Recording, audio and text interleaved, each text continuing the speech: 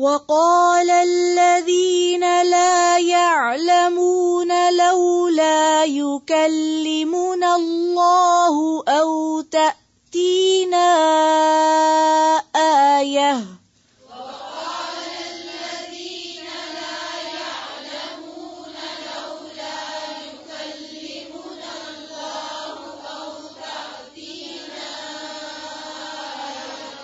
لولا يكلمنا الله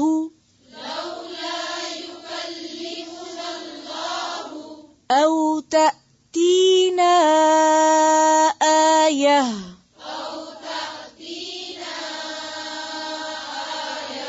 تأتينا نہیں ہے تأتينا تأتينا جی تأتينا بھی نہیں ہے تأتی، ٹھیک ہے، تا کے نیچے زیر ہے اور آگے کیا آ رہا ہے، تو کس طرح پڑھیں گے؟ پھر سے لولا یکلمنا اللہ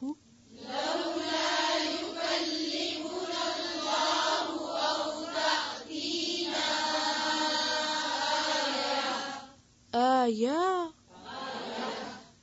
پھر سے لولا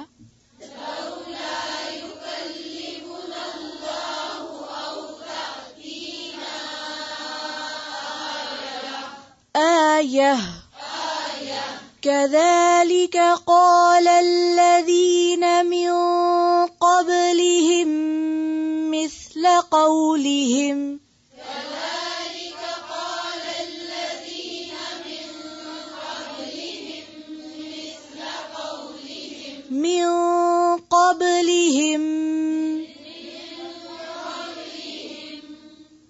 من قبلهم مثل قولهم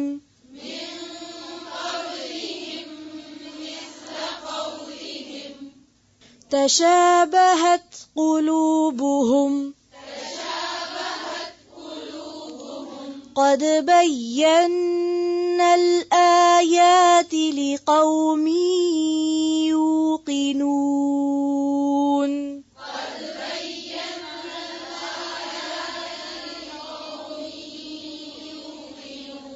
بينا الآيات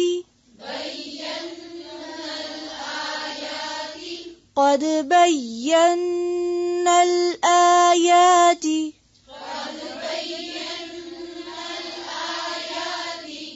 پھر سے قد بينا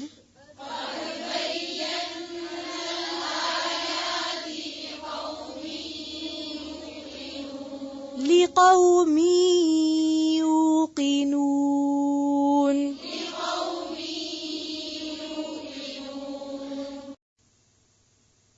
وقال الذین، اور کہا ان لوگوں نے، لا یعلمون، جو علم نہیں رکھتے. اب یہ دوسری دفعہ آ رہا نا، لولا یکلمنا اللہ، اللہ ہم سے کلام کیوں نہیں کرتا؟ یکلمنا کا روٹ کیا ہے؟ کلمہ سے، ٹھیک ہے. اس کو کیسے پروناؤنس کریں گے؟ کلمہ، کلمہ، کلمہ نہیں کہیں گے. ہم پنجابی میں کہہ کے اتنی عادت ہے کہ منہ سے 1000 کوشش پھر بھی یہ نکل آتا ہے. تو یہ اصل میں کلمہ ہے، ٹھیک ہے، کلمہ. اور لفظی معنی کلمہ کا کیا ہے؟ زخمی کرنا. اسی لیے کلام اور تلوار کو آپس میں ملاتے رہتے ہیں. لیکن اس کا یہ مطلب نہیں اب یہاں زخمی کا معنی آپ لکھ دیں. پھر عام لفظ میں کیا استعمال ہونے لگا؟ کلام، گفتگو، بات چیت. لولا یکلمنا اللہ، ہم سے اللہ تعالیٰ بات چیت کیوں نہیں کرتے؟ او تأتینا، یا آتی ہمارے پاس، آیتن، کوئی آیت، کوئی نشانی. کذالک، اسی طرح، قالا، کہا تھا، الذین، ان لوگوں نے بھی، من قبلہم، جو ان سے پہلے گزرے، مثل قولہم، انہی کی بات کی طرح. تشابہت قلوبہم، آپس میں ملتے جلتے ہیں ان کے دل. پیچھے پڑا یہ لفظ متشابہ، شین بے ہے، شبہ پڑ جانا، اردو میں بھی استعمال ہوتا ہے، شک، شبہ. قد بینا، تحقیق بیان کی ہم نے، الآیات، آیات، لقوم، واسطے ایک قوم کے یوقنون جو یقین رکھتی ہو. قوم کس کو کہتے ہیں؟ اصل میں قوم کا لفظ جو ہے نا یہ قیام سے ہی ہے. قوم کو قوم کیوں کہا گیا؟ کہ جب کوئی مسئلہ ان کو پیش آتا تو سارے اکٹھے کھڑے ہو جاتے ہیں، یعنی اس کا مقابلہ کرنے کے لیے. یعنی اس کی اصل یہ ہے ایک ساتھ اکٹھے ہونے والے، یعنی جن کی پھر سوچ ایک ہو، جن کے خیالات ایک جیسے ہوں، جن کے باہم مفاد ایک جیسے ہوں. نیشن کے معنی میں آتا ہے نا. تو اس میں صرف ایک نسل کے لوگ نہیں. مثلاً اب آپ دیکھیں کہ کینیڈینز جو ہیں، اگر ان کو ایک قوم کہا جائے تو ایک نسل تھوڑی ہے. تو پھر ان کو قوم کیسے کہیں گے؟ انٹرسٹ ایک ہے، اور قوم میں مرد اور عورتیں دونوں شامل ہوتے ہیں. صرف عورتوں یا صرف مردوں کی قوم نہیں ہوتی. قوم جو ہے وہ کسی بھی انسان کے صرف رشتہ دار نہیں، رشتہ دار، مددگار، ہم خیال اور ایک جیسے مفادات یعنی کامن انٹرسٹ رکھنے والے لوگوں کے لیے یہ لفظ استعمال ہوتا ہے. ٹھیک ہے. اچھا، یوقنون کا لفظ پیچھے پڑھا آپ نے؟ یقین. وقال الذین لا يعلمون، اور کہتے ہیں وہ لوگ جو علم نہیں رکھتے. کیا کہتے ہیں؟ لولا یکلمنا اللہ، اللہ ہم سے بات کیوں نہیں کرتا. او تأتینا آیا، یا ہمارے پاس کوئی نشانی کیوں نہیں آتی. کذالک قال الذین من قبلہم مثل قولہم، ایسی ہی بات ان سے پہلے کے لوگوں نے بھی کی تھی. اب آپ دیکھیں یہ جو کلام کا یا خطاب کا انداز ہے، ایسے ہی کہتے تھے پہلے لوگ بھی، ایسے ہی کہتے تھے لا علم لوگ، ایسے ہی کہتے تھے اس سے قبل کے لوگ. یعنی اس سے کیا خاص بات پتہ چلتی ہے کہ ہر دور کے انسانوں کی نفسیات ایک ہی ہے. مشرق میں رہتے ہوں یا مغرب میں رہتے ہوں، وہ اندر کا جو انسان ہے وہ ایک ہی ہے، اس کی کمزوریاں ایک جیسی ہی ہیں. اور یہاں کس خاص کمزوری کا ذکر کیا گیا؟ یعنی انسان کی خاص کمزوری کیا ہے؟ ظاہر پرست ہے، ظاہر پرست ہے یا مادہ پرست ہے. ٹھیک ہے. تشابہت قلوبہم، ان سب کے دل ملتے جلتے ہیں. قد بینا الآیات لقوم یوقنون، ہم نے آیات کو خوب بیان کر دیا ہے ان لوگوں کے لیے جو یقین کرتے ہوں. اب آپ دیکھیے کہ جو لوگ مادہ پرست ہوں یا ظاہر پرست ہوں یا دنیا کی ظاہری چیزوں کو بڑا سمجھتے ہوں، جس کے پاس دنیا ہو صرف اس کو بڑا سمجھتے ہوں، تو ان کی پھر ایک نفسیات کیا بن جاتی ہے کہ وہ اللہ کی طرف بلانے والے کی بڑائی کو بھی کس پہ تولتے ہیں کہ اس کے پاس دنیا کتنی ہے، دنیا کتنی ہے. اسی لیے بہت سے پیغمبروں کو محض کس بنیاد پہ جھٹلایا گیا کہ وہ ان کے اس مطلوبہ خود ساختہ معیار پہ پورے نہیں اترتے تھے، اور ان کا سیلف میڈ خود ساختہ معیار کیا تھا کسی کے بڑا ہونے کا. بڑے لوگ کس کو کہا جاتا ہے؟ چلیے عام زبان میں بتائیے، بڑے لوگ کن کو کہا جاتا ہے؟ جن کے پاس کیا ہو؟ دولت نمبر 1. جی ہاں، بڑا گھر ہو، بڑی گاڑی ہو، بڑا عہدہ ہو، اونچا خاندان ہو، وہ بڑا ہوتا ہے. دنیاوی لحاظ سے زیادہ پڑھے لکھے ہوں. جی ہاں، مال، بیٹے، اولاد، یعنی دنیا کی رونقیں اس کے ارد گرد اکٹھی ہوں، وہ بڑا ہوتا ہے.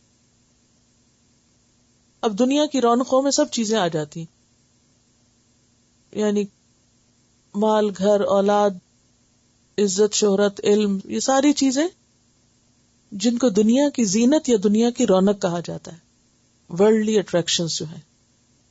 جس کے پاس یہ زیادہ ہو اس کو کیا سمجھا جاتا ہے کہ یہ کیا ہے؟ بڑا. اور جس کے پاس یہ نہ ہو اس کو کیا سمجھتے ہیں؟ معمولی انسان ہے، عام انسان ہے. کیا ہے اس کے پاس؟ کچھ بھی نہیں. تو جو لوگ مادہ پرست ہوتے ہیں جو لوگ صرف ظاہر کی چیزوں کو ہی سب کچھ سمجھتے ہیں، وہ کیا معیار بناتے ہیں کسی انسان کے بڑا ہونے کا؟ کہ اس کے پاس دنیا کتنی ہے. لہذا وہ جو اللہ کی طرف سے اللہ کا پیغام پہنچانے کے لیے آئے، جیسے رسول ہیں، تو اس کو بھی کس طرح دیکھتے ہیں کہ اس کے پاس دنیا کتنی ہے. اور اگر اس کے پاس دنیا نہ ہو تو پھر کیا کہتے ہیں؟ پھر وہ اس کی بات نہیں مانتے. غریب لوگ پھر بھی مان جاتے تھے، سردار کیوں نہیں مانتے تھے؟ قوم کے بڑے لوگ کیوں نہیں مانتے تھے؟ وہ سمجھتے تھے کہ یہ ہمارے لیول کا بندہ نہیں ہے. عموماً لوگ کس سے دوستی کرتے ہیں؟ عموماً لوگ کس سے میل ملاپ رکھتے ہیں؟ عموماً لوگ کس کے ساتھ آنا جانا رکھتے ہیں؟ جو اسی کے سٹینڈرڈ کا ہو، اسی کے کیلیبر کا ہو، اسی کے لیول کا ہو. اگر کسی چھوٹے کے گھر جانا پڑے تو عموماً کیا کر کے جاتے؟ احساس ہمدردی کے لیے، اپنے سے بڑے کی طرف مروب ہو کے. یہ ایک انسانی کمزوری ہے، اور صرف یہ ظاہر پرست ہونا ہے، ظاہری نگاہ سے دیکھنا ہے، ظاہری چیزوں سے اور ظاہری رونقوں سے مروب ہونا ہے. پھر جو شخص اللہ کا پیغام پہنچائے وہ اس میں بھی یہی خوبیاں تلاش کرتے ہیں کہ اگر یہ چیز ہو تو پھر ہم سمجھیں گے کہ واقعی اللہ کا نمائندہ ہے اور اللہ ہی نے اس کو بھیجا ہے. اور اگر یہ نہیں تو وہ کہیں گے کہ لوگ کھانے کو تو ہے نہیں پاس، تو یہ اللہ کا پیارا کہاں سے ہو گیا. اس لیے جب اللہ کے رسول صلی اللہ علیہ وسلم نے لوگوں کے سامنے پیغام رکھا تو وہ کیسی باتیں کرنے لگے. اللہ تعالیٰ فرماتے ہیں قال الذین لا یعلمون، لا علم لوگ. ایسے ظاہر پرست لوگوں کو قرآن نے کیا کہا؟ جاہل. یہ جاہل لوگ کیا کہتے ہیں؟ لولا یکلمنا اللہ، ہمارے پاس اتنا کچھ ہے، اللہ ہم سے باتیں کیوں نہیں کرتا؟ ہمارے پاس فرشتہ کیوں نہیں بھیجتا؟ او تاتی نہ آیا، آیتیں ہمارے پاس کیوں نہیں آتی؟ ہمیں کیوں معجزے نہیں مل جاتے؟ کذالک قال الذین من قبلہم مثل قولہم، پہلے کے لوگوں نے بھی یہی باتیں کی تھی، انہی کی باتوں کی طرح. اگر آپ سورۃ بنی اسرائیل پڑھیں نا تو اس میں ایک آیت بڑی وضاحت کے ساتھ اس مضمون کو بیان کرتی ہے. وَقَالُوا لَن نُؤْمِنَ لَكَ حَتَّى تَفْجُرَ لَنَا مِنَ الْأَرْضِ يَنبُوعًا، آخر تک. انہوں نے کہا ہم تیری بات نہ مانیں گے جب تک کہ تو ہمارے لیے زمین کو پھاڑ کر ایک چشمہ جاری نہ کر دے، یا تیرے لیے کھجوروں اور انگوروں کا ایک باغ پیدا ہو اور تو اس میں نہریں رواں کر دے، یا تو آسمان کو ٹکڑے ٹکڑے کر کے ہمارے اوپر گرا دے جیسا کہ تیرا دعویٰ، یا خدا اور فرشتوں کو روبرو ہمارے سامنے لے آئے، یا تیرے لیے سونے کا گھر بن جائے، یا تو آسمان پہ چڑھ جائے. اور تیرے چڑھنے کا بھی ہم یقین نہ کریں گے جب تک کہ تو ہمارے اوپر ایک ایسی تحریر نہ اتار لائے جسے ہم خود پڑھیں. اے نبی صلی اللہ علیہ وسلم ان سے کہو پاک ہے میرا پروردگار، کیا میں ایک پیغام لانے والے انسان کے سوا اور بھی کچھ ہوں؟ حل کنت الا بشرا رسولا، اللہ نے مجھے ایک رسول بنا کے بھیجا ہے اور میں ایک انسان ہوں. تم مجھ سے کیا مطالبے کر رہے ہو؟ میرا کام لوگوں کو ہدایت کی بات پہنچانا ہے، میرا کام یہ سب باتیں دکھانا نہیں ہے. لیکن لوگ سمجھ نہیں پاتے.